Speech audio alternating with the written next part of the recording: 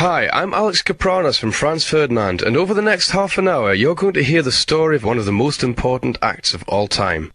Forget about Dylan, Bowie, the Beatles, the Stones or Elvis. The men who made modern pop music sound the way it does today are called Kraftwerk.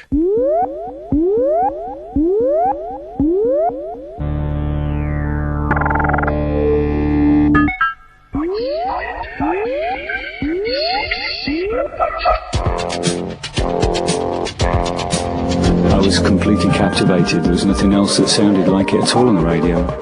I didn't know what planet it came from. One of them went on a 100-mile cycle ride and he got hit by a bus or something, and he ended up in hospital in a coma for 3 days, and the first thing he asked when he woke up was, what happened to my bicycle? Basically, with Planet Rock, I said, we need to make something that's spacey and funky. We took Kraftwerk's numbers because we knew the beat was real funky. I seen that cause crazy reaction on the dance floor. It was actually a lot more punk than any of these bands were, just because they weren't afraid to do something completely new. Music, non-stop. I was 9 years old, listening to the top 40 on the radio when I first heard this music that sounded like it couldn't have been made on this planet. It was melancholic, yet as I listened to it I felt uplifted. My blood pumped a little harder, my skin felt thrilled as it tingled, and I really wanted to dance. At the time I didn't realise that this band weren't following a trend in electronic music. They were in fact the pioneers of a modern sound. As I grew older and discovered more of their music, like many other musicians, I found this unique and unconventional band to be a great inspiration through their innovation and sense of melody. In 1970, Ralf Hutter and Florian Schneider, two German music students from the prestigious Düsseldorf Conservatoire, turned their back on an earlier attempt at Beach Boys-style pop and built their own studio called Kling Klang. Using electronic instruments that were revolutionary at the time, synthesizers, vocoders and drum machines, they evolved a style which, in the next 10 years, would change the sound of pop music forever. Founding member Ralf Hutter. We come a little bit from the outside. Post-war Germany is not really the heart of international pop music. So we were working in our little Kling Klang unit outside, and we had to make up everything that we created from our minimal sources. But this is not just a story of some avant-garde European art project inspiring a passing scene. Their influence, like that of the Beatles or the Sex Pistols, has permeated through pretty much every popular music genre around. Milo, whose album Destroy Rock and Roll takes electronica into the 21st century, says the band were genuine trailblazers. They came so early that their influence on every single genre of electronic music you could argue for.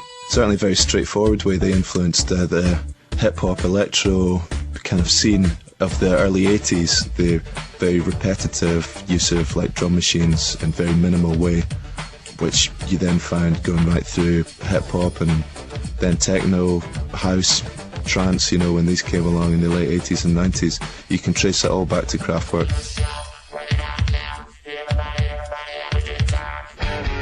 But in recent years, their influence as both composers and style icons has penetrated far more unlikely areas in bands, like my own, who don't necessarily want to play synth pop or dress as a robot. We've always tried to do things that are quite simple, like because we're just a three-piece. Henry Dartnell, vocalist of the Young Knives. You don't have any time to sort of stop and rest when you're on stage and things like that. You're always doing something, but it's always very basic. They never did great big kind of sweeping electronic walls of sound. Do you know what I mean? They could have done that because there was 4 of them and they were all sitting around, around electronic instruments and building synthesizers and stuff like that, and they could have laid it, but it's always kind of only a couple of noises going on all the time. You know what I mean? It's really, really simple.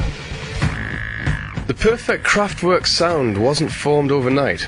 It took years of evolution, and Kraftwerk version 1.0 were a very different affair. Inspired in part by the Beach Boys and the more adventurous elements of the Beatles, as well as more classical and experimental sounds, Schneider and Hutter worked on a number of projects in the late 60s. But the name Kraftwerk, German for power station, was settled on in 1970, with the addition of a variety of other musicians and technicians at various points over the years.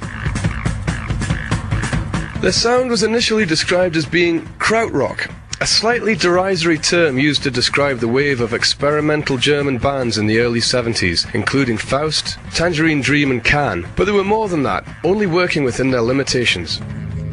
Well, we have a semi-classical background, and we met at some improvisational courses at the university. So we started from there, ran into each other, and we've been doing things since then. And I had a simple electronic organ, and we worked a lot with echo chambers, tape machines, very simplistic elements in those days, because you can imagine there wasn't that much in the budget. So we produced very minimal records, and well, it has developed from there. The first 3 Kraftwerk albums, Kraftwerk, Kraftwerk 2 and Ralph and Florian, used real instruments, the traditional flute featuring heavily. London-based electro-pop act Hot Chip started out in a more traditional setup themselves and are keen scholars of Kraftwerk's early period. Here's Al Doyle from the band. The first couple of albums, it was just Ralph and Florian, the guitar and bass. I've got the gatefold edition of the Kraftwerk first couple of albums and the British edition, which has got a gatefold thing and like photographs inside, and you look inside and they just look exactly like a sort of krautrock band with like long hair and glasses and like hippie-ish clothes, and you know, it's like close-ups of their wah-wah pedals and their guitar case and stuff like that, and it's really surprising. And then you put that album on and it sort of feels quite, I mean, it's obviously a great album, but it's quite of its time. There's a lot of other people doing similar things, and then they, you know, made this conscious decision, sort of think through maybe there's Ralph and Florian, which is sort of the second album, to sort of get a little bit more static. Although still virtually unknown, even in their homeland, Kraftwerk were starting to gain friends in high places. One of the first major artists to reference the band was David Bowie in his #1 album Station to Station in the mid-70s. I think the biggest influence on that album was the work of Kraftwerk prior to Autobahn, and the new German sound was really appealing to me. Can, Edward Froze's band, Tangerine Dream. Bowie also started to look like a member of Kraftwerk. After killing off his glam rock Ziggy Stardust character, he went out on the Station to Station world tour with a new stage persona that was a direct nod to Kraftwerk. His hair straight back, his crisp, stark black and white suit, and harshly lit monochrome stage set owed a lot to the German band, as did his music. I tried to apply some of the randomness on, again, because I associated with it immediately because of my interest in random sound and what you could do with just random sound. And I utilised a lot of that feeling for especially the title track, Station to Station.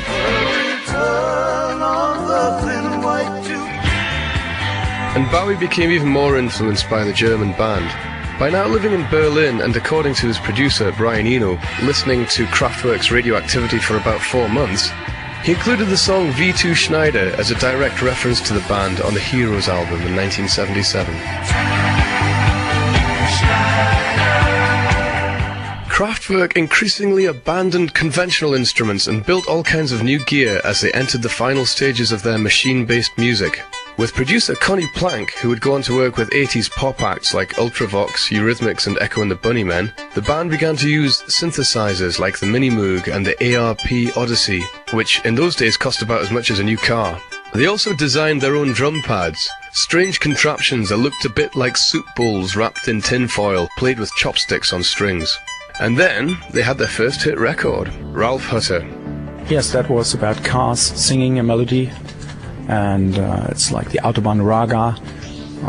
We're droning around Germany and hearing, or dreaming of hearing, the Kraftwerk music on the car radio, which never happened before. So at that time it came true.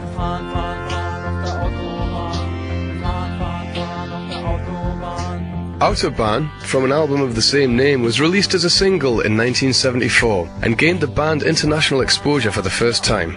The classic lineup of Schneider and Hutter, plus Wolfgang Flür and Karl Bartos, recorded a 22-minute version of Autobahn, but it was the edited version that reached the top 40 in the UK and America. For Carl Hyde, one part of the seminal dance producers Underworld, hearing the song on Radio 1 was a revelation. Oh, it was 1974, was it? Early 70s. John Peel played Autobahn on the BBC, and that was it.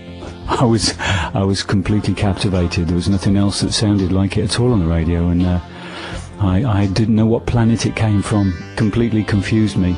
and I wanted to be part of it.